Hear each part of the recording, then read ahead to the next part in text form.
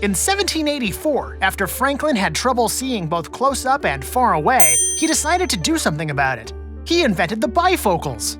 The top portion of the lens is used for distance, while the bottom portion of the lens is used for closer vision. Pretty cool, huh?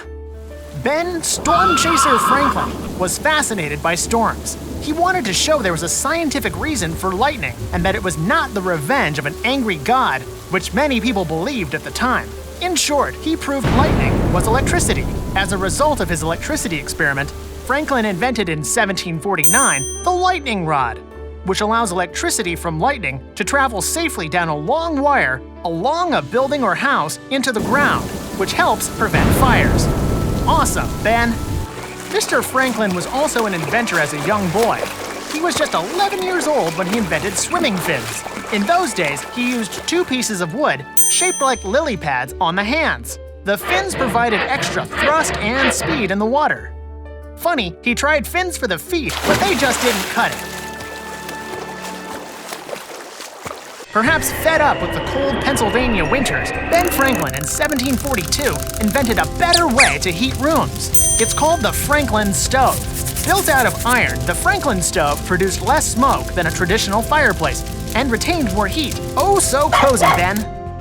When Ben was appointed Postmaster General in 1775, he was particularly interested in shortening the postal routes, so he designed the odometer to keep track of the route distances.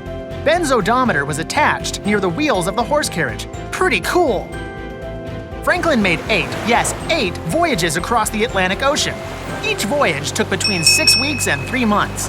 Ben always wondered why his journeys eastward were faster than return trips. His curiosity led him to be the first person to map the Gulf Stream, which is the ocean current that originates in the Gulf of Mexico, follows the eastern coastlines of the United States and Newfoundland before crossing the Atlantic Ocean.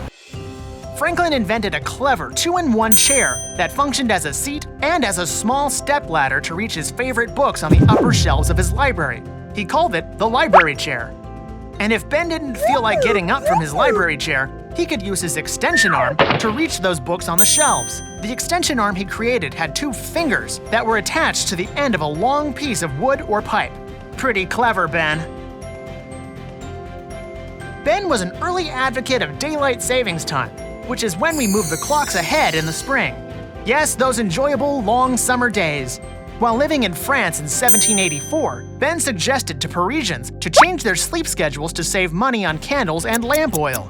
However, daylight savings time wasn't first implemented until 1916 in Germany, and then 1918 in the United States.